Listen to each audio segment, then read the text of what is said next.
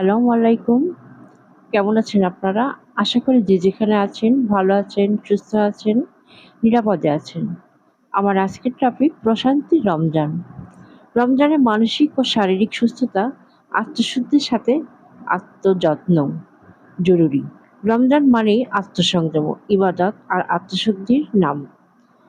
এই পবিত্র মাসে আমরা যেমন আল্লাহর সন্তুষ্টি অর্জনের চেষ্টা করি, ঠিক তেমনি নিজের শরীর ও মনের প্রতিও যত্নবান হওয়া খুবই গুরুত্বপূর্ণ। কারণ সুস্থ শরীর ও প্রশান্ত মন ছাড়া ইবাদতের সৌন্দর্যও পূর্ণতা পায় না।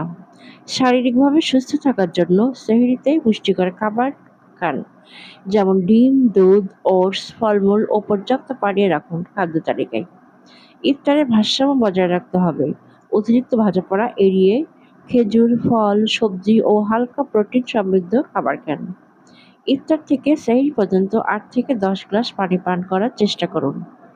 হালকা ব্যায়াম করুন। তারাবির নামাজ বা ইফতারের পর ১৫ থেকে ২০ মিনিট হাঁটা শরীরে সতেজ রাখে।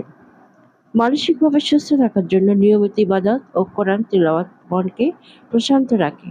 পর্যাপ্ত ঘুম নিশ্চিত করুন। নেতিবাচক আলোচনা ও তর্ক এড়িয়ে চলুন। রমজান হোক আত্মনিয়ন্ত্রণের শিক্ষা নেওয়ার সময়।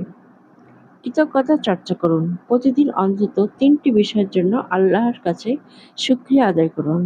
রমজান শুধু না খেয়ে থাকার নাম নয়, এটি আমাদের শরীর ও মনের পূর্ণাঙ্গ শুদ্ধতার সময়।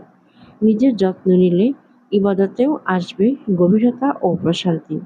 সোহানা অনলাইন সবসময় আপনাদের সুস্থ, সচেতন ও ভারসাম্যপূর্ণ জীবনের সঙ্গী হতে চায়। স্বাস্থ্য, পুষ্টি ও মানসিক প্রশান্তি, এই তিনের সমন্বয়েই গড়ে উঠুক আপনার সুন্দর রমজান। বাংলাদেশি ব্লগার সোহানা অর্নেস। Thanks for watching.